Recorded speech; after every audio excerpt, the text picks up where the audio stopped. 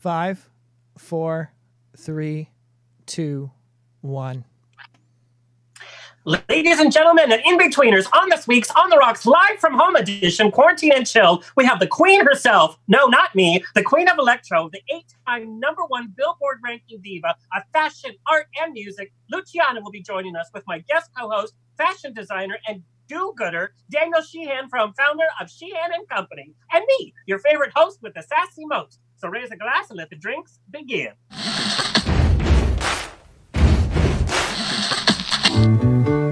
Thank you for being Boulevard. Life is a banquet, and most poor suckers are starving to death. I'd like to propose a toast. This is On the Rocks with Alexander, where I drink with your favorite celebrities as we talk about fashion, entertainment, pop culture, reality TV, and, well, that's about it. So pop a cork, lean back, and raise a glass to On the Rocks. Fasten your seatbelts. It's going to be a bumpy night. Lord have mercy, buttons and bows and pantyhose, On the Rocks podcast, the place where we're too glam to give a damn. Today we got the Gucci. I literally had to put on real pants this week, and I was in for a shock. I hadn't worn real pants for a long time. Girl, my waistband is going to need more therapy than me after this pandemic. Today's show is brought to you by JustForFans, the top award-winning site, setting the gold standards for fans to connect with their stars and creators. Go to justfor.fans.com today. Kurt, do you have a pun for us today? Of course I have a pun for you. Okay, make it snappy, make it quick. Never lie to an x-ray technician. They can always see right through you. Oh my God, Kurt, that was the worst one you have ever done. Come on, that was You awful. say that every week. I know. We're just going downhill. This show is brought to you by Straw Hat Media. You can watch and or listen to every one of our now over 200 episodes at ontherocksradioshow.com. New episodes drop every Thursday. Hello to our listeners around the nation on iHeartRadio, Stitcher, TuneIn, Apple Podcasts, Google Play, Spotify, Roku, Pandora's podcast section. Watch us on YouTube and the Facebook pages of Trendy Now app, GED Magazine, I Love Gay Lgbt, and of course on the Rocks Radio Show Facebook. And we are now streaming live on the Now Trending app every Tuesday. Add and subscribe to us on your favorite podcast player. Like us on Twitter and on Instagram at On The Rocks On Air. Send me an email. Book me for a wedding, funeral, quinceañera, bris. I don't care. Via Zoom. I will show up. Info at ontherocksradioshow.com. Send me your questions, comments, and nudes. Upcoming events. Just kidding. They're all canceled. But I will be taking part in the influencer online tasting for Disaronno's new Velvet Cream Liqueur via Zoom with influencers around the nation this Thursday with their brand ambassador, entertainment personality, Paul Zahn, hashtag Disaronno Velvet. So fancy. We're all going to be drinking at the same time. It's going to be amazing. All right, let me introduce my co-host for today. Daniel Sheehan is an American menswear designer, manufacturer, and lifestyle influencer. In 2016, he launched his namesake brand, Sheehan Company. What are you talking about? In Los Angeles, which quickly achieved international recognition. The vintage-inspired line boasts a curated selections of men's ready-to-wear and accessories, as well as made-to-measure, all proudly designed and produced in LA. The collection is inspired by Sheehan's lifelong love affair with vintage men. I mean, Americana. Learning about it over his 20 years in the fashion industry. Prior to opening his namesake brand, he owned and operated Tantrum, a merchandising company where he created and implemented fashion trends on a global scale in keeping with his mission to make fashion accessible. And it was fashion that brought Sheehan from his native New York to LA in 1998 when he was hand-selected by Joe Dahan to spearhead sales and merchandising for junior brand Joe's. And his own company's core brand values are integrity, quality, and attention to detail. Sheehan Company returns integrity to fashion, lovingly handcrafting each piece right here in the USA. And his latest endeavor is a COVID-inspired fashion line with our guest today, Luciana, that is literally supplying meals for those in need during this pandemic. And we're going to talk all about that and more later on in the show. But please welcome Daniel Sheehan. Hey. What's going on? Well, thank you so much for having me on. It was well, thank you for giving me a reason to shower. I actually put cologne on for the show. Isn't that the weirdest thing? I did the same thing. I'm like, God, do I need to do something else? I'm like, I'm actually going to be putting clean clothing on. I mean, I could go like 3 days right now. Kinky. I heard that about you. And it's funny, you know, your little area behind you, like you're in your office, you look like one of those vintage movie hosts that would host like the midnight horror movies, and you would lean in and it had like the whole set behind you. Very mysterious and sexy. Well, I'll let you know I was there, actually. You don't call me daddy for nothing. So I know you on a personal level. I know that there's a little Latino in you. No joke intended. But you grew up in an Irish and a Puerto Rican household in New York, which is literally a melting pot of America, of new America within a melting pot. How did that multicultural environment help you the most in the business world? You know, I think that, listen, I think when there's diversity, I think just having done a stint in the South and seeing where I feel like the melting pot isn't as perverse as it is in Los Angeles or New York. It's commonplace in New York to be, you know, in an environment where, you know, there's Jewish Puerto Rican, there's, you know, Irish Puerto Rican, there's Irish Cuban, there's all sorts of mixing. And I think in the business world, you deal with all different types. You know, it really does take a village, especially in fashion. So I think, you know, it was an edge for me, especially speaking Spanish. I moved to Los Angeles 20 years ago. And at that time, I mean, we have a Latino base of designers, of craftsmen, you know, sewers, of pattern makers, and most of them are Latino. And it's, you know, it was a good advantage for me to be able to speak Spanish. And you know what? I'm sorry. When God made sexy, he made Puerto Ricans.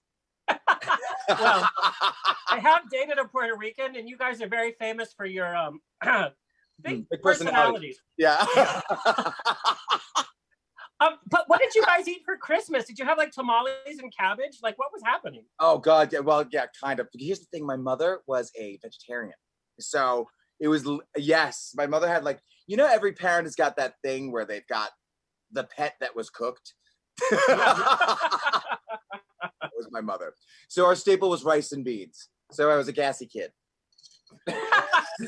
Lovely. Your very first fashion job was with Perry Ellis.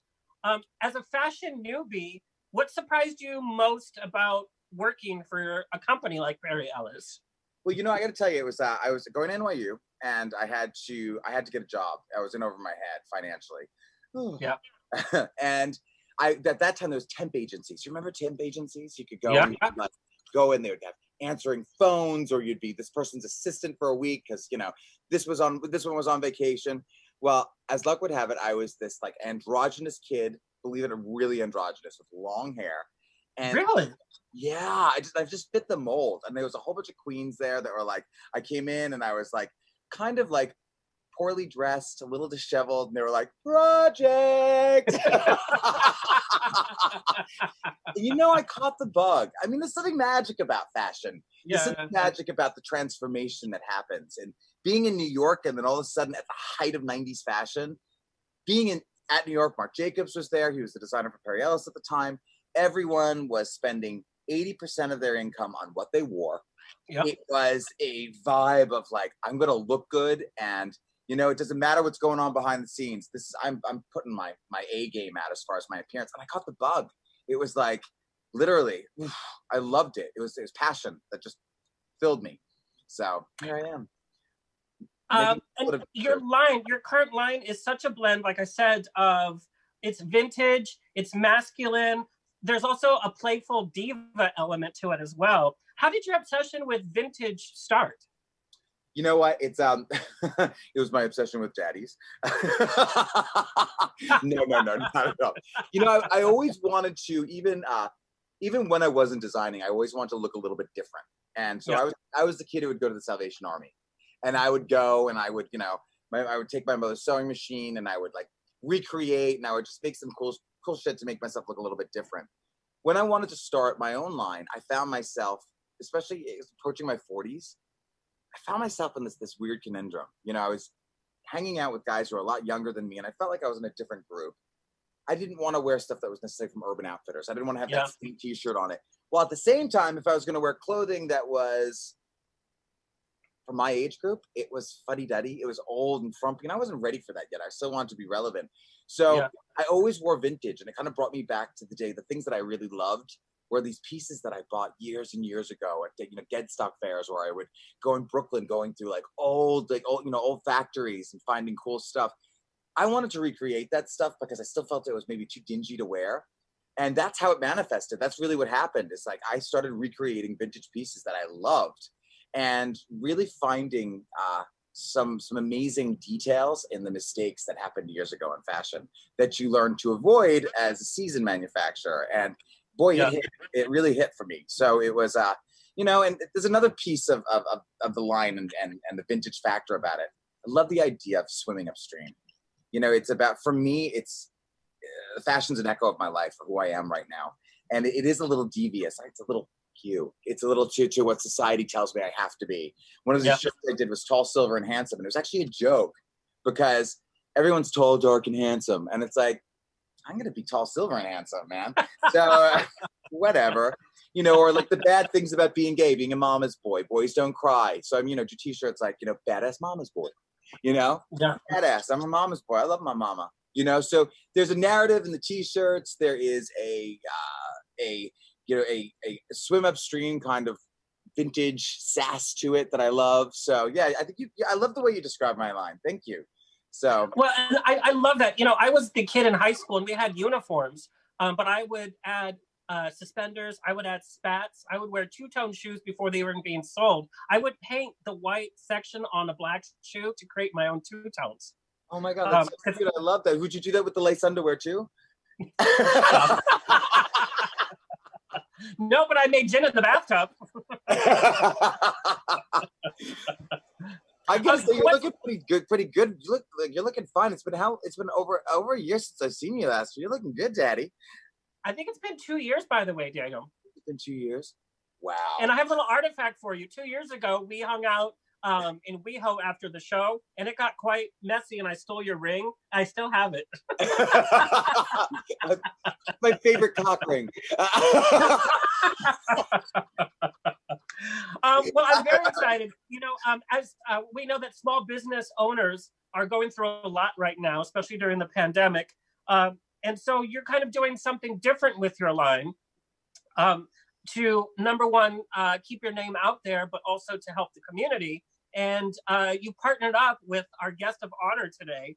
So we're going to talk all about it. So I want to bring on the queen of the hour and a queen among other queens, Luciana, artist, actress, fashion maven, singer, and songwriter. Luciana's in-your-face, punk-edged vocals have won her a legion of fans since she first grabbed international attention with the groundbreaking UK Platinum Body Rocks track, Yeah Yeah, for which she received critical acclaim and a prestigious Ivor Novello Award nomination. Wow. And her recent re-release of Yeah Yeah, a remix with Grammy Award-winning producer David Day, reached #1 on Billboard in the US, marking her 8th Billboard #1. And of course, we know her smash hit, I Like That, with Static Revenger and Richard Vission topped the US Billboard Dance Chart in 2011, reaching double platinum sales in Australia, and has since gone on to become a global club anthem, with the music video garnering over 14 million YouTube views to date.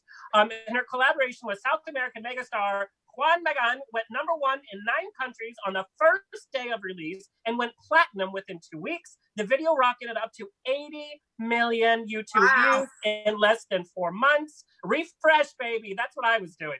I sound very busy.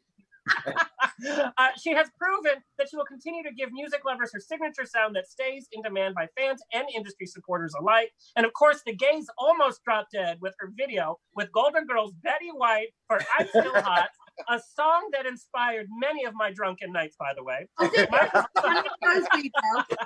me those details. Microsoft chose her track, guess what, as the official song for their 2019 worldwide online campaign. And with a new website and new music on the way, what else has she been up to? Teaming up with Sheehan Company, her handcrafted fashion line is raising money for good. Long may she reign. Please welcome Luciana. An introduction. The only thing I can do to that introduction is this. and then maybe this. I mean, seriously, you've made... You are ready, baby. She's very ready. Busy. She's very busy. Were you like a diva from birth? Like, did you come out of the womb just like a diva? Yeah, I'm Italian. I was born a no. Let me take. First of all, let me take these glasses off. They were. I'm going to put these ones on. Can you see me? Oh my god. Oh yes, girl. Right, I'm going to do that more. Right. Honestly, that is the most. In fact, what you've written, can you send it to me so I can tell myself that every day? Your morning affirmations, right? And I just want to bring you around to parties, Alex, and have you introduce me. Yeah. Thank you. What was the question? Was I born a diva? Absolutely not. First of all, when I was born, they thought I was a boy. Oh, really? Yeah, my dad was like, "Oh my God, did you say boy?" Oh no, it's a girl. Like, girl, you better check that. But you were born in London. Yes.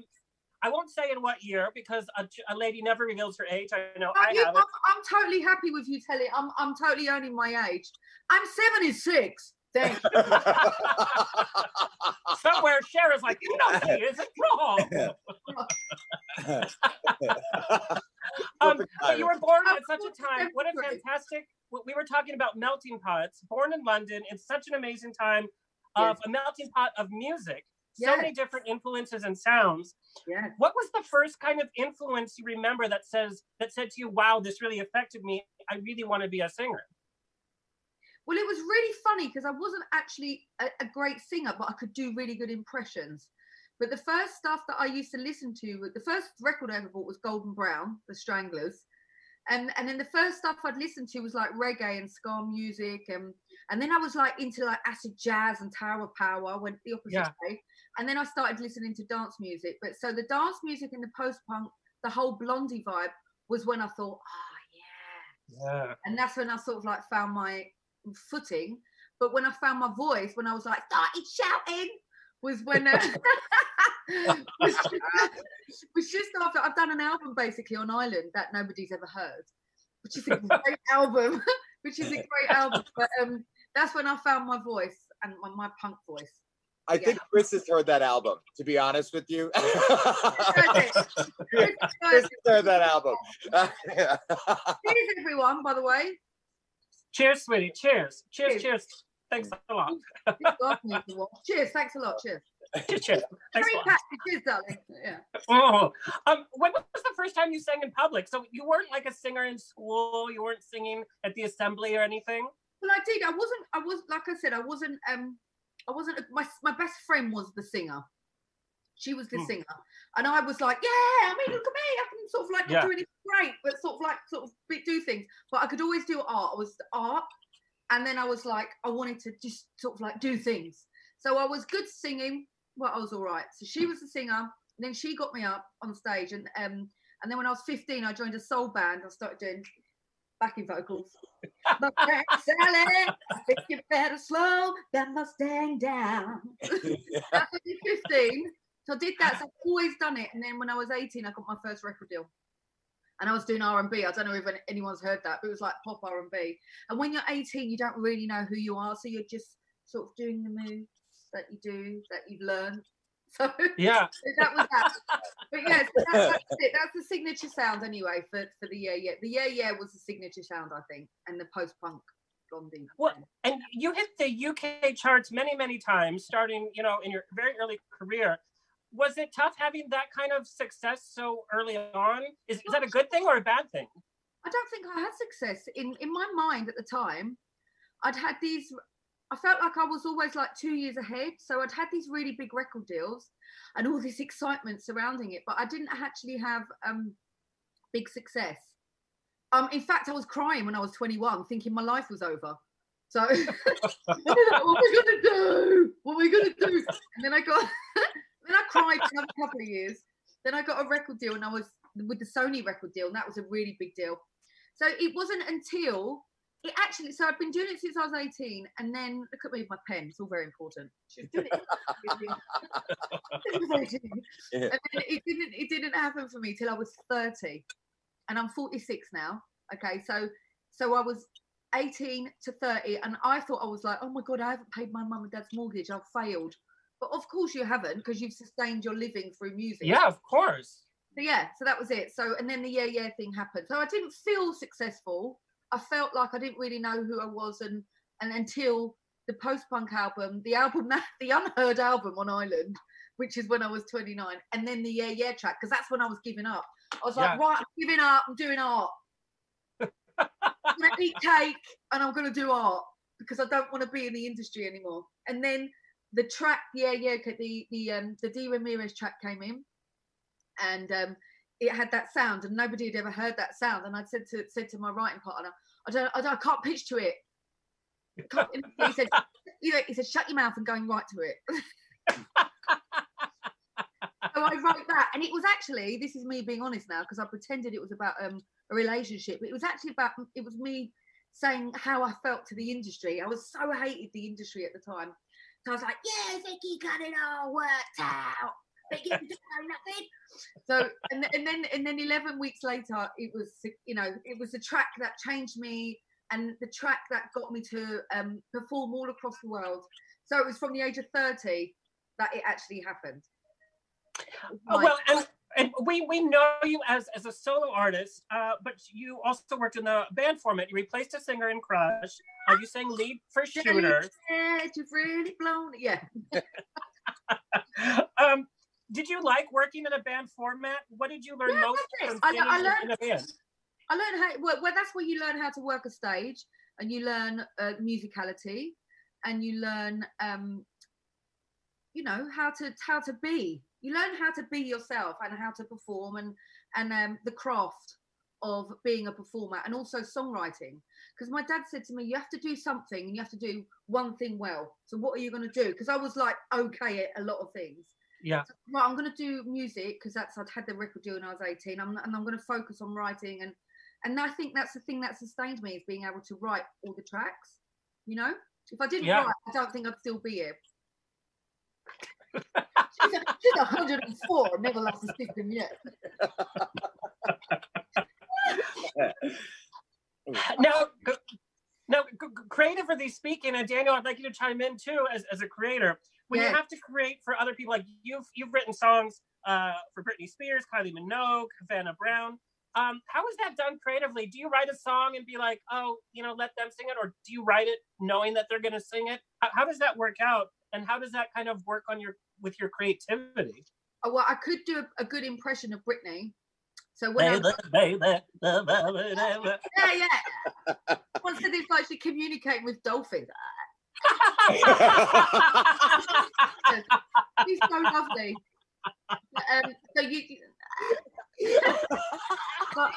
So we did that song for her, and then that was Richard Vision, and that happened. I'm not being over. I love her. She's amazing. Like, what did she say to the dolphin? Is she responding? Yeah. It feels different because, what happens is as well, when you because I was signed to Sony and EMI as a writer, and what happens is I go and write for loads of other artists as well, and then I said to Nick, I don't want to do this anymore, because they'd go, we've got an artist, she's a cross between Pink and Avril Lavigne.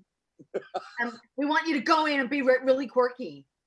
I'm just like sitting in the room going, okay. With no windows. Don't want to do it anymore. But with the Kylie thing, that was a dream come true, because we got to work with Swedish House Mafia. Yeah. And obviously it's Kylie. I mean, Kylie. I'm just so in love with her. Oh, and Havana's my friend, and she'd been working with us before.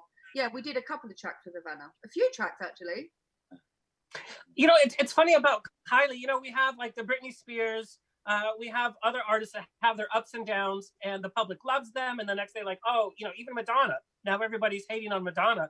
Kylie Minogue. What are your thoughts? What are your thoughts on Madonna?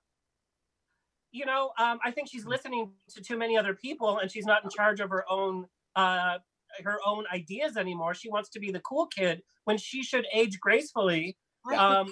It's so funny. I was just, I've got a guy that works with me, and he's a huge music fan, and he's like, he was playing a lot of Madonna the other day, and I was saying the same thing about the fashion. It feels like the square peg is being forced through the round hole a little bit, because I have a lot of respect for her as an artist.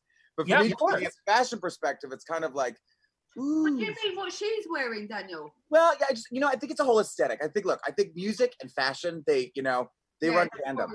And, I think that sometimes like there's even, I think, a certain, for me, at least as consuming music, and then also like seeing how it relates to fashion, I feel like a little bit like it's a little too hard for me to digest, because I want to have a little bit of grace in where I'm at in my life and kind of love it, as opposed to kind of, I'm going to do this because, and that's the way it feels. We were saying that, Alexander, Daniel and I, because I'm 46 and I'm like totally owning it. Not even going to pretend I'm like 42 or. I love Girl, it. I mean, you look so good though. It's easy to say when you look that good. Darling, she's got a ring light. I take it everywhere. I take it into Trader Joe's with me. I'm like that. Chris, what I was going to say was, it's like, because I'm very aware of what we'd say. You're talking about Madonna, and I'm like, and listen, if she wants to wear that, fabulous. All fairness to her, brilliant. That's what you want to do. I'm like, I'm 46. How long can you go on stage for? Put your drag tights on and sing "I'm Still Hot." How long can you sing "I'm Still Hot" without being a parody of yourself? How long can that happen? And I'm like, let's exit stage left very gracefully. But I think that's what's amazing about you. Yeah. But there's the other side of that. I think it has to do with a bit of sincerity. Like Cher is still doing that. She's still wearing her outfits, I love her. But she has a sincerity about her. It's fun, isn't she? She takes the piss out of herself. Yeah. Well, being a little self-deprecating, being able to like make fun of yourself a little bit. I love that. Like, if you could have a little bit of joy and fun in the fact of where you're at, it's as opposed to. Yeah, that's why Alexander's right. You're spot on with that. There's the sincerity and there's the humour with it. It's like, otherwise, what are we doing? But then, what do you think Madonna maybe takes herself a bit too seriously? Yes. You know what happened is when she started to live in a bubble, when we started to see how she was doing weird things, she was eating weird foods. I call it the Gwyneth Paltrow syndrome. When they get into a bubble and they're making soup out of rocks from an ostrich butt, and they what is happening? You should tweet that. Yeah. But I think it's like it's out of touch with what's really happening, out of touch with reality. And when you get in that bubble, like I talk to a lot of Bravo TV stars, and they get in that Bravo TV bubble, and they have no idea how the real world is reacting. Well, yeah. When I watch it, because I'm just sort of like you're watching it from a distance, and you're not involved in the like detail of what they're saying, but they're really like detailed about. I can't believe she said that to me, and I can't believe she was wearing that when she knew I had the same dress on, type thing. It's like a sort of really, really boring, mundane thing, but it's like really dramatic. And I'm like, is that real? Is it real? That's important. But it is real. Yeah. TV. But I think because Madonna is in that bubble, I think she's still in that bubble. She wasn't hearing different sounds, and she was losing what she liked to hear, what she liked to sing.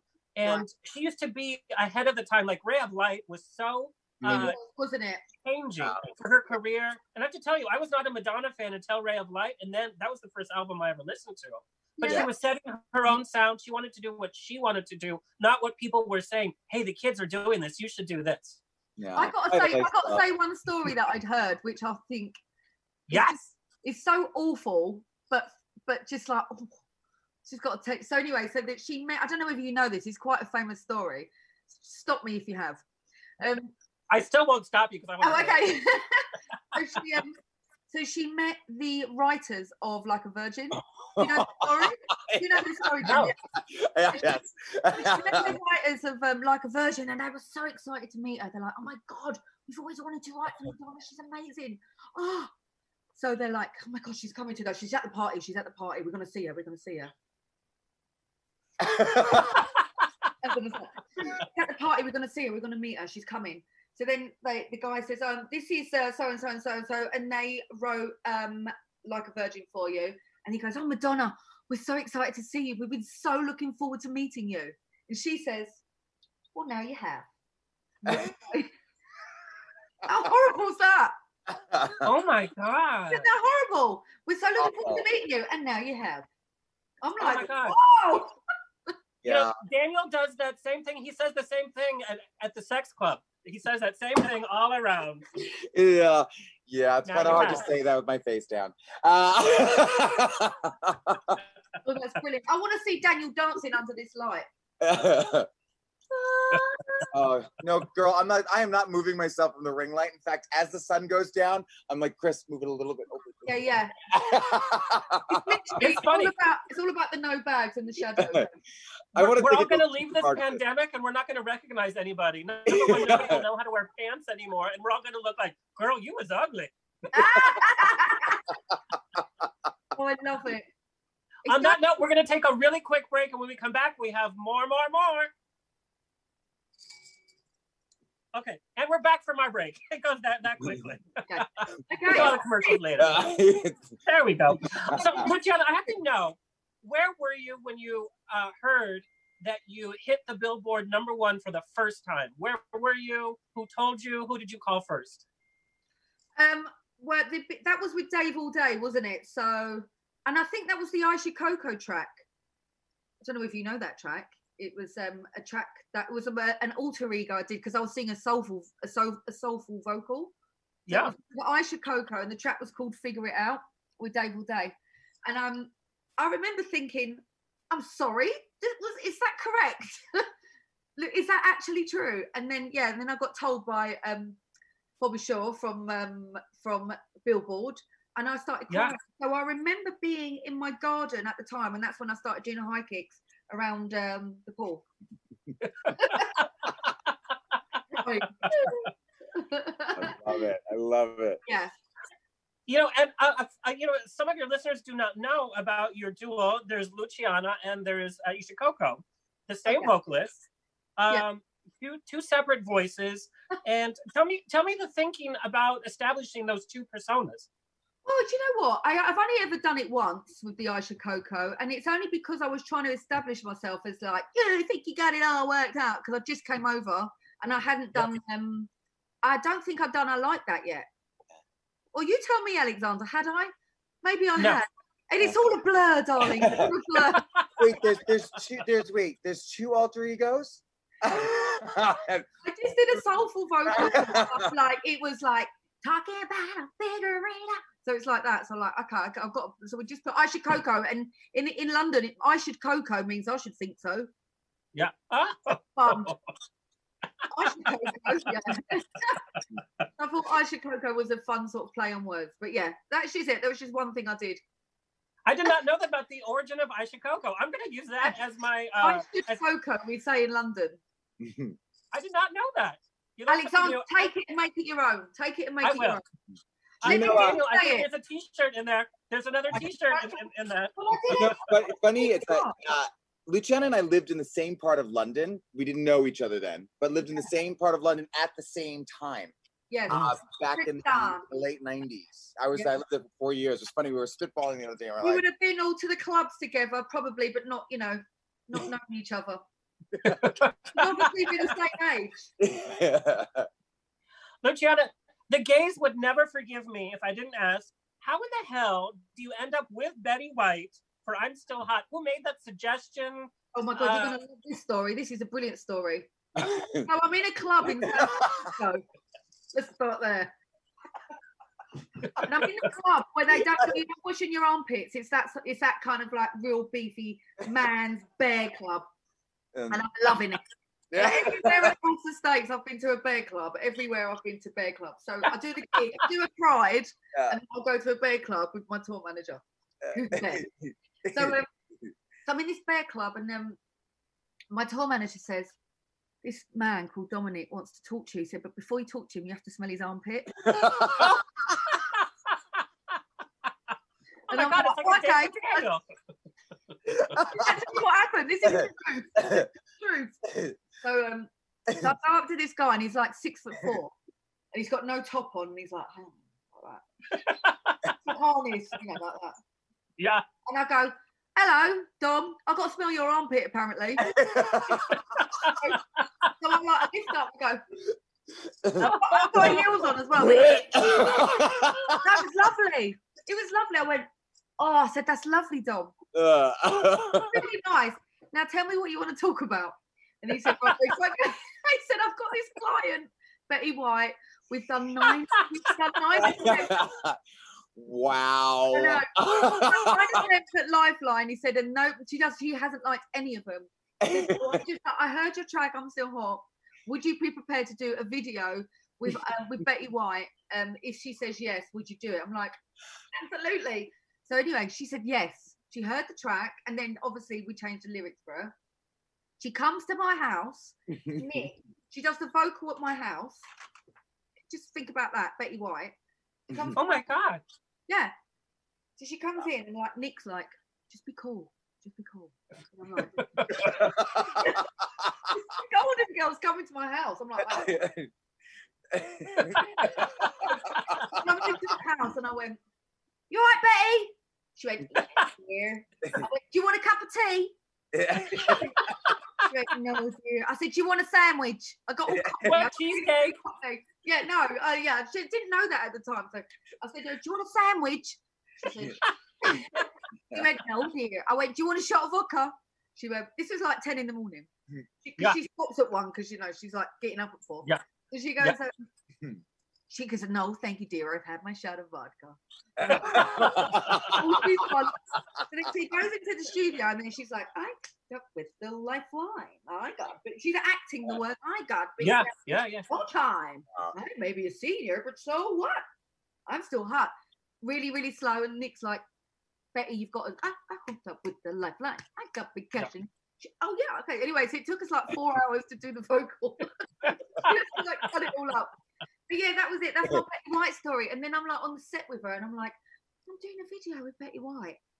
It's just, I mean, hello, how amazing is that? And then how brilliant is that line? I rock your world with my cheesecake. Yeah. So much fun. Yeah.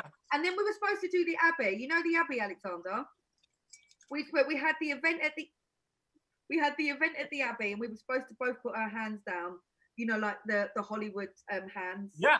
She couldn't do it because she couldn't bend down. I was really gutted. So we would have been Betty White and Luciana as you entered the Abbey, you know, with your hands in the cement. Yeah. Yeah. Anyway, that's my Betty White story. Isn't it fab? Yes. Story, yeah. I will always have that, and I cherish that. What a lovely moment to have had. Well, and this just goes to your career. You know, you work with so many different types of people, and that's what I love about your personality. It's so encompassing and it's so inclusive. You have been an ally and a Pride performer for so long. How did your relationship with the LGBT community kind of start? Well, it's just my family. It's just who I am. It's part of my essence, my DNA. From you know, from when I was little, it's always been surrounded by that and my family, and it's always been who I am. So it's not even a thought process. And then when I moved here, you know, because of the I Like That track, I got to do all the prides across the whole of America. It's amazing. And then I got to do San Francisco Pride. Got very drunk after that, but yeah, it was brilliant. Brilliant. Girl, prides are so dangerous. Prides are I MC a lot of Pride events because they have alcohol backstage and you think it's a party and then you hit yourself in the head with the microphone. It's exactly. And one of the reasons why I fall about on stage is because I can't dance in heels. That's actually true. So I'm like, so I thought try and be a bit more drag with it, you know. So it's like your signature move. Yeah, it's a signature move, and it literally starts from the fact that I can't dance in heels. Like, trying to work that. I want to talk about your art, and you can see the art on your website. Oh, and right there behind you, it's a mixture of photography, painting, silver, gold leaf, and it's centered around icons. Yes. It's so vivid. How is your creative process different for one of your pieces than creating music? And I love that Elizabeth Taylor. I have not seen that Elizabeth Taylor. No, babe, just go to my site. She's on there. She's gorgeous. Isn't she? So you know, she's Elizabeth like, I Taylor. never face the day without perfume. Yeah. That's what Daniel and I were talking about. We actually put cologne on today. Oh, she's fabulous. And showered. So you just go to the website, Alexander, and it's music, art, and fashion, and it's all merged. That's not a word, but into that. It's all one. And then it's so streamlined and it's so easy. So, you know, Elizabeth Taylor went to the Abbey in West Hollywood every day at 4 p.m. Yeah, they would wheel her in. She would have 2 dry martinis, and they would wheel her out. Wow. In her Maybach, by the way. Maybach. Happy. Okay. Yeah, because you know when you go in, that's the section to the right, isn't it, of her? Yeah, and that's where they have her painting, because that's where she would go all the time. Oh, I need to speak to the Abbey. Do another painting. Yeah. That's...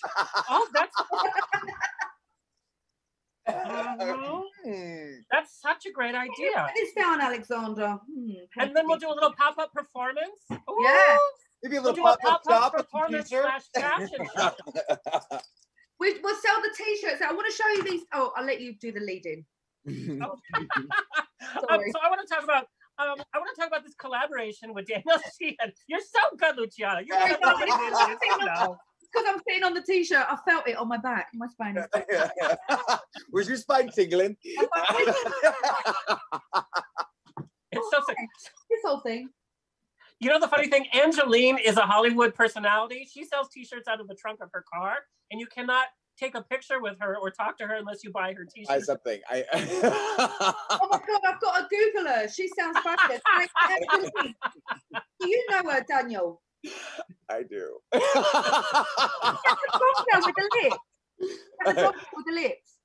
She's got everything. Like, you know, it's like if she was a car, she's the loaded pack. She's got the 6 CD changer. She's got the Sirius radio. Not the basic model. I love it. Well, I'm Googling that. What's happening? Yeah, in fact, Emily Rossum is playing her in a biopic. I love that you know this. You're a wealth of information, aren't you? Like, I will say something about Angeline that I really do like. Because she's one of the first iconic. She's iconic to Los Angeles. Oh yeah, that woman hustles, and I respect her. Yeah. She is out there, and she is, you know, she's been trying to make it big for years, and she has, and she's made it in this because she's become part of the fiber. I think that attracts us to Los Angeles. You know, it's like, is she the girl in the pink car? Yeah. Yes. Yeah. Oh my God, I saw her the other day. She's like an anomaly. She's like. Yeah. And she had a billboard on Sunset Boulevard for I don't know how many years. Yeah. That's her name. Oh my God, I love that. She hustles. She works. You know, she's working it. You know, I mad respect for that woman. I like it. Yeah, totally. But I want to talk about I want to talk about your fashion project with Daniel. You know, Daniel called me and he says, "Oh, you know, I'm working on something really great." I'm like, "Wow, a small business owner that's working through this pandemic. I got to hear this." Daniel, would you like to talk about what's happening as a small business owner, what you're doing, and how this idea came about? Well, you know, listen, there's one thing about Misery. You know, she's having a party, and we're all in it. And you know, so what happened was, you know, as a joke. I mean, it's like, and Luciana, you can relate to this. As a creative person, I had to let my staff go, not because it was just mandate. You know, we have to quarantine. So I am not good in isolation. I'm going to admit it. There's things in my life I'm not good at. I'm not good at being alone. And I was just going crazy. So I started making t-shirts, just like I was in the bodega around the corner from me, and there was a man going like right behind me. And I wanted to say, back the fuck up, man. Social distancing. And I went back and I'm like, back the fuck up, social distancing. So I'm like, no joke. I'm like, Amazon's still delivering. So I'm like, what is this cricket thing? So I literally, you know, order this thing, and I'm like, I'm gonna make a fucking t-shirt today. I make this t-shirt, I put it live, I sell like 50 of them full price, and then guilt comes over me because I'm like, oh, that's good. I'm selling this stuff right now. I can fulfill it on my own, but you want to know something? I want to have a business for my employees to come back to. I've got celebrity connections here. Let me do something. So I reached out to a couple, you know, I reached out to Shopify, and I reached out to this amazing company called Shop for Good. And I'm like, I have an idea, and I think it's a platform, and I think I can use some of my connections in the celebrity world, and I think I can use what I can do from here to inspire people to A, have a laugh, because that's kind of dark right now. Yeah. B, do something that gives back. And you know something, we shouldn't be bashful about small business. Small business employs people. And I'm able to, I have doors that can stay open. So come the 18th, I'm going to be able to employ people again. It's amazing. I'm so proud of that. And I'm so proud of really digging in and seeing my friends in the celebrity world who want to participate, by the way. It's very funny. That's becoming very apparent, by the way. I do want to point something out because, you know, I won't name names, but I will tell you, I have done a lot of things for a lot of celebrities. And it's funny, you see in these times, like, hey, I need a dress. I've got a music video. Hey, I need this. You know, I'm going to be, you know, doing this makeup campaign. I need something made for me, like super fast. You know, you're my friend. This is what sets you apart as well. I have a number of celebrities that I've been collaborating with on this, but I have said Luciana really shines. There's not even a, yeah, what are we doing? What are we doing? I want to help. I want to help. I want to help. I want to help. How many meals have we raised? How many meals have we raised? As opposed to watching everyone's Instagrams who are in their bubble. What gourmet meal have we had today that my boyfriend made? Yeah. Well, you know, what eyeshadow can I promote? And it's kind of like, wow, guys, look, I live in a working class neighborhood right over here. People are suffering. I mean, it's like they don't know how to figure out how to get the next check that comes in or stimulus or it's an immigrant neighborhood. So it's like the bubble. Those are the people, by the way, though, who support you as celebrities. So come on. Luciana, you are so connected. This is why I appreciate it's a good bridge to why I think there's synergy. I don't like doing a ton of collaborations unless I really love the people that I'm working with because my fashion is an extension of me. And I got to tell you, it's easy working with someone who has got a good heart, a good soul, who's funny, you know, who can like, doesn't make me feel like when I say something, it's like, it's like the weird thing to put on a shirt. But it's pretty amazing when you work with synergistic people who want to give back to the community. And you are tied to the community. You're tied to the gay community. You're tied to every community. You're a compassionate, empathetic human being. I'm happy to be part of it. I'm so grateful to be part of it. I really wanted to be part of something. I didn't know. I started to look into it, and then literally you called that night. I was like getting heart palpitations. So it was fabulous. It was perfect. Can I tell you how the whole thing happened though, Alex? Was so funny. So I've got this this guy who I would call him a kid. You know, and he's not a kid. He's 30 years old. It's like I have this bad habit. I'm like insulting every millennial in the world, but I've got this kid. He's gonna be a kid. This kid who works for me, and he is obsessed with music. He's my photographer. Oh, yeah. And you know, when the pandemic started to happen, I was like, you know, I gotta have at least one person here. You know, he's a single gay dude, and I'm like, you know what? Why don't you kind of come here? What's his phone number? He's very cute.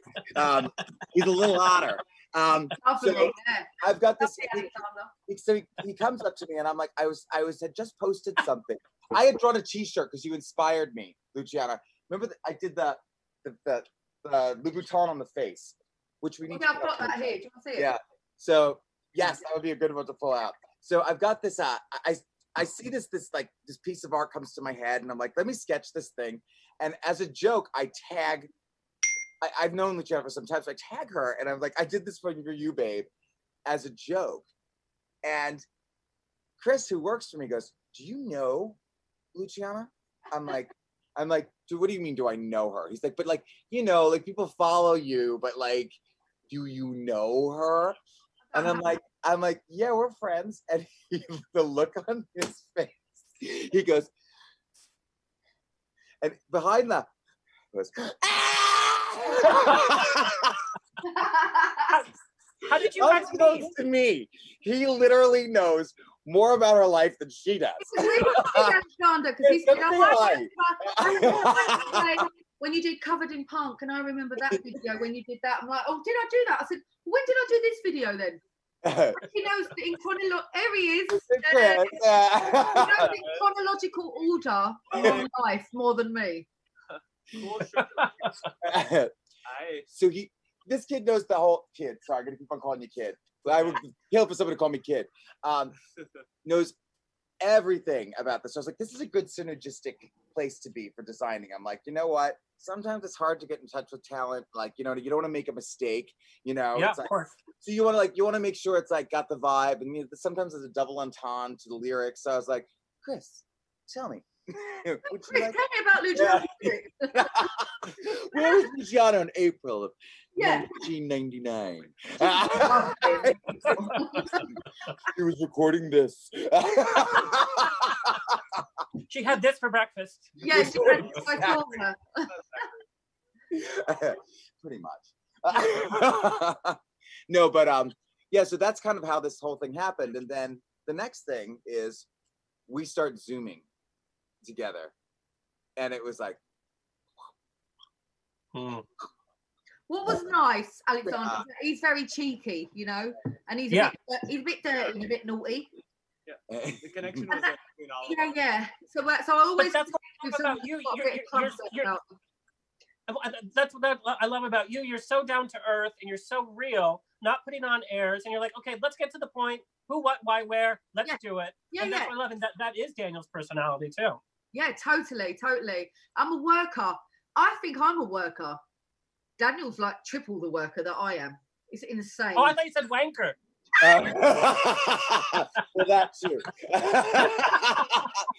But Daniel's no, his work ethic is insane. I literally can't keep up with him. He'll like text me at like 11 at night and he's working. And it's like, so yeah, it is really wonderful to be asked to be part of this. I'm really, really, like I said, really grateful. And the designs, the colors, everything is so vibrant, which is bringing such a life to this dull time that we're at. You know, everything is just very, very dull.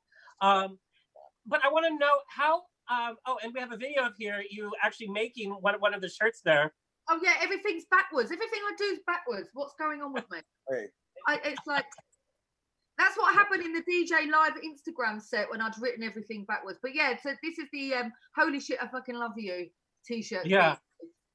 So it's bringing this life to what we're all going through, which I absolutely love. But Daniel, tell me how this is helping put food in mouths. So this is amazing. So yeah, this is amazing. If you have a small business, I have to recommend, like, this is it's all about alignment. I've always been very, very reticent to do something where it's like, damn, and the proceeds go to, like, prove it. Yeah. This I reached out to a company called Shop for Good. They're based right here in Los Angeles. A really fabulous woman named Mel who runs it. And I was like, look, I want to do something, but I don't want to wait 4 months for it to happen. I want to see something happen now.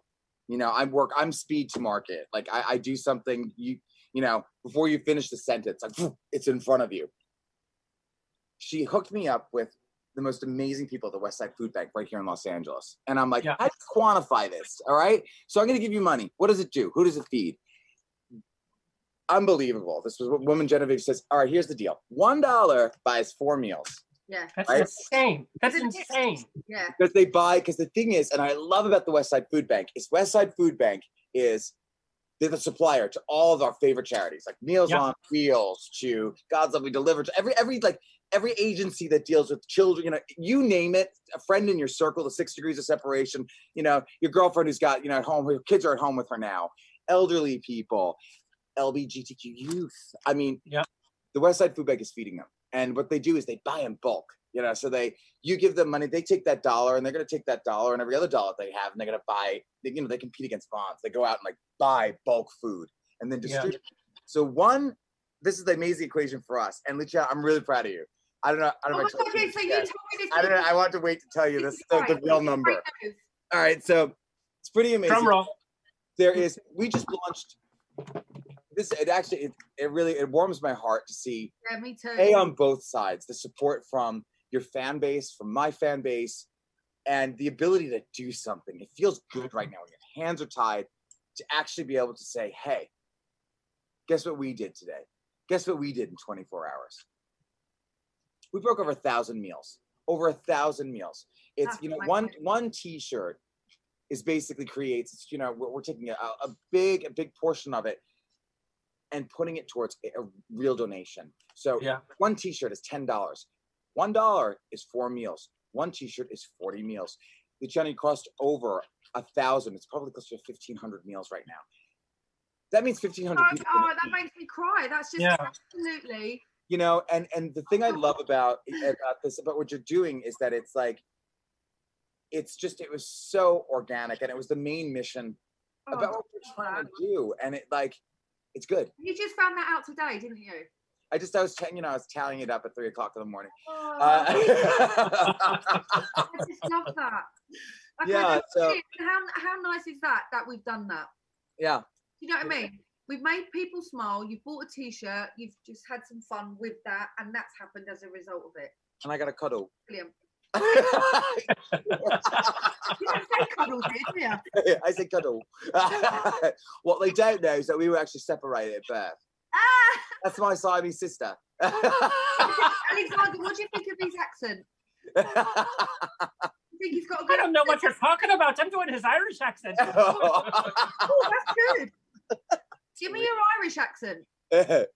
Who, me? Yes. Oh, George, I'm not going to eat a potato. I'm going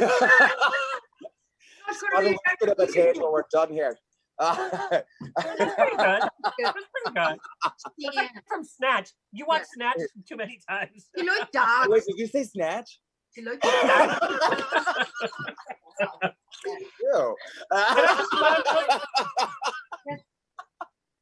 And I just love that there's this creativity that's happening. There's this kind of Luciana, another aspect with the fashion. And it's something fun that's helping people. It's a way to be creative during this all.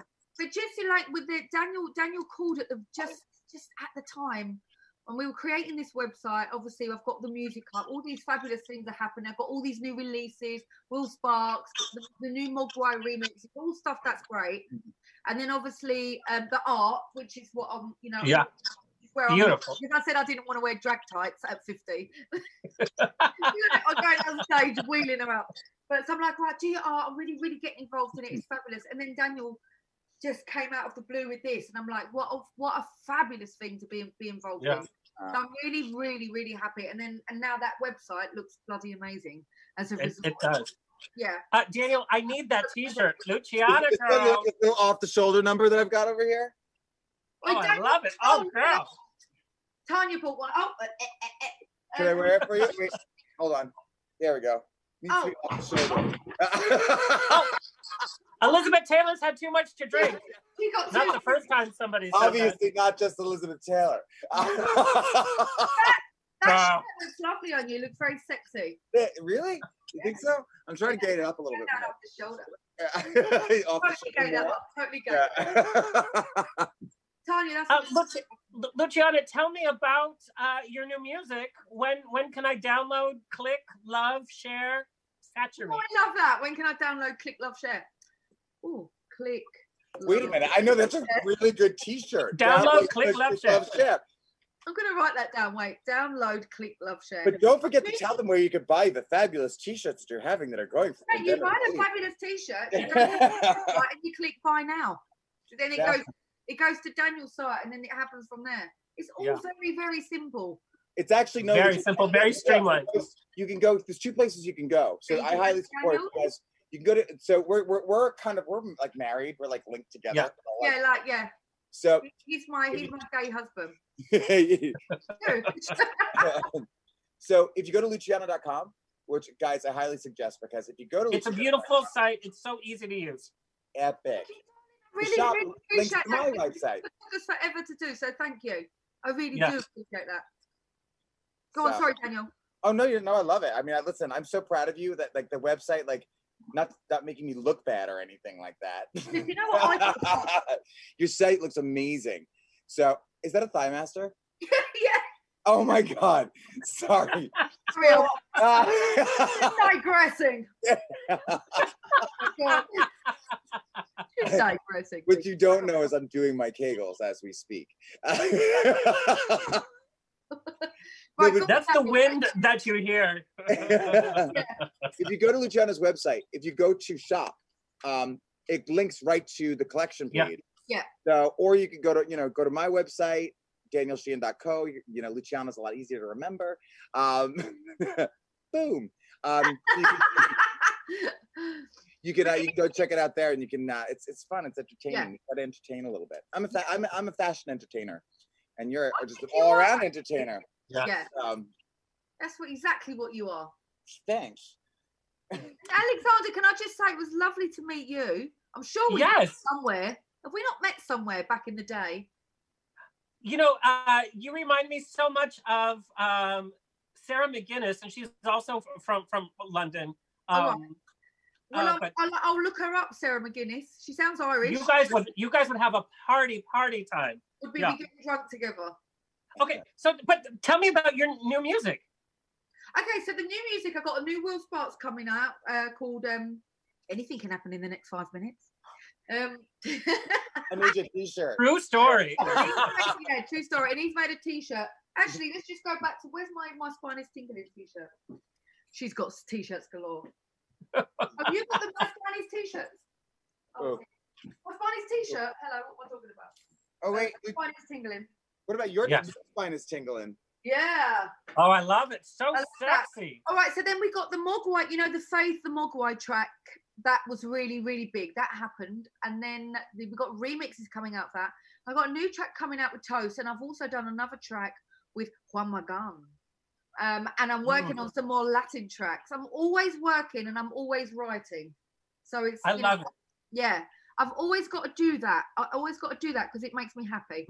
Now I don't have to write for A Cross Between Pink or Avril Lavigne. I'm just writing for myself. And I'm happy about that.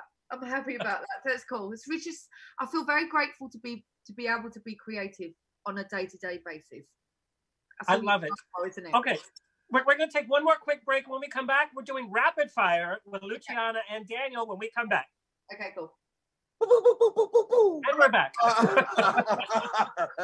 right, we're going to play a little rapid fire. Who wants to go first? Me. Oh, okay. Luciana, what is the most overrated? Because I'm going to Nikki's answers if I don't do it. Go on. What's the most overrated song? Oh fuck! He should have answered this.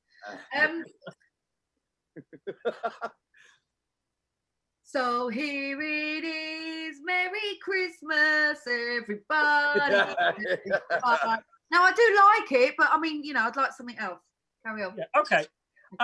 You can do a duet with any celebrity who has passed. Who is it? Sam Cooke. Or okay. Yeah, Sam Cooke's the only one I can come up with. I love it. Or Nat King Cole. What's the most embarrassing song on your playlist that if we heard, we'd be like, girl, what are you listening to that song for?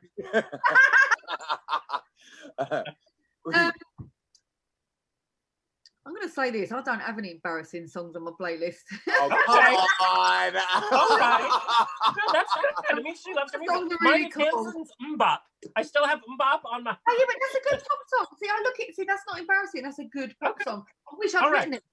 And they grew up to be fine gentlemen. Yeah. Luciana, what's the worst onstage mishap you've ever had? My boobs came out.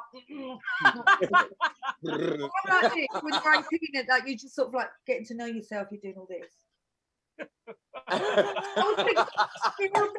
Buttercup baby, not to let me down. And then, my top came up there, and then all of a sudden when I put my arm back down, my boobs got pressed down like this. He was the boobs. And Janet Jackson was the audience writing notes on that one. Luciana, who would play you in a biopic based on your life? I think Divine. Oh, Christine. Yeah, Divine. That would be one hell of a performance. It's not a t-shirt. Someone who's fun. Okay, Daniel, you're up for rapid fire. Oh, okay. Go. The worst fashion trend that you fell victim to in your past. Well, that's a good question. What did you say? Rompers. I love rompers. No, I'm kidding. The worst fashion trend that I ever fell into. Yeah. I don't think I'm gonna be like your playlist. I don't think I really did fall into any bad ones. Okay. They're all appropriate to the time. There's no mistakes, right? I like that. That's a good answer. I used to wear those raver pants that were like the huge bottom. Oh, like that's the two trousers. Is it any time in your life, or is like in my professional career? In your whole life. Oh, do you know what? Do you remember the Z Cavarici pant? Do you remember this one? It's the one that folds over. It had like It had a thing and like the MC Hammer pant. Well, yeah. Oh, okay, yeah. Yeah, there was a time when I'm from Long Island. So on Long Island, there was a time when I tweezed my eyebrows right underneath here. I had a high arch. Oh, nice. High arch. It had a high arch. It was good. That's the way I look like at my prom. Yeah. I was styling. Yeah. Love it. All right, Daniel, who's a celebrity that you think is in most need of a clothing makeover by you? Ooh, God, most need. That's a very, very good question. Ooh, clothing makeover by me. The hard thing with celebrities is their public persona and their real life persona. I won't say it. They're two very different things. So let me think about who needs a good fashion makeover. God, male or female, or do I have both? Either. One or the I want to do Kesha. Oh yeah, Kesha needs a bit. She needs to be I just feel like there's something always goes for me. So yeah. She always looks like pretty girl, got like interesting vibe for her. I just feel like there's something like on the side. So it always looks like somebody gave her $20 and said, "Hey, go to this thrift store." Like she was on a game show and she had to put that outfit together. Yeah, like she put the lipstick on, like yeah, exactly. Daniel, what's your most favorite piece of clothing from your own collection that you just love? It's your favorite. My favorite piece. I don't make leather anymore, but it has to be my leather holster. It's like a personal. They kept selling out all the time. Yeah, they're always out, but it was my father had left everything. So it was it's such a very special piece to me. So it's a leather holster that holds a phone. Love that. Love it. Yeah. Love it. Worst date you've ever had? Worst date I've ever had with the hottest guy that I've ever seen in my life. And it was the worst date? Worst date of my whole entire life. You know, I am so insecure when you get inside, like when you get in front of somebody. That's why it's like I always like I'm the type of guy that's kind of like, he's not that cute, perfect for me. Yeah. I want to be the attractive one in this relationship. Yeah. Worst date because I got shit faced and I threw up on him. I love that. That's just a Wednesday afternoon for me. We dated for 2 years. Daniel, what celebrity would you want to share your quarantine bed with? Bradley Cooper, done. We do have a bit of Bradley. Yes. He's so boring. He's like wet toast. Oh no, but he's Bradley Cooper. He can be wet toast, dry toast, green toast, moldy toast, whatever. French toast, yeah. Tell me something, girl. Tell me something, girl. I'll be your gaga. All right, everybody, you need to go to Luciana.com. Also go to DanielSheehanandCompany.com. And all the links and all the links are there. Go visit on Instagram. You can see the fashion on the website. You can click. You can be fashionable during this pandemic and help people. And what I love about the fashion, you can wear it after we're done with the pandemic and you'll already be looking 10 times cooler. And I have to say, that's another episode of On the Rocks. It's always a grab bag of fun every week. Give us a like, a subscribe, a share, send nudes, because I'm bored. And head to ontherocksradioshow.com for all of this fun for free. And hopefully we will be back in the studio soon. Stay happy, stay healthy, stay tipsy. We'll see you next Tuesday. Love that. This has been another episode of On the Rocks. Tweet me. All right, I'm going to send you guys all of the links. Slide into my DMs on Twitter and Instagram at On The Rocks On Air. Find everything On The Rocks for free at ontherocksradioshow.com. Subscribe, like, review, and share. Until next week, stay fabulous.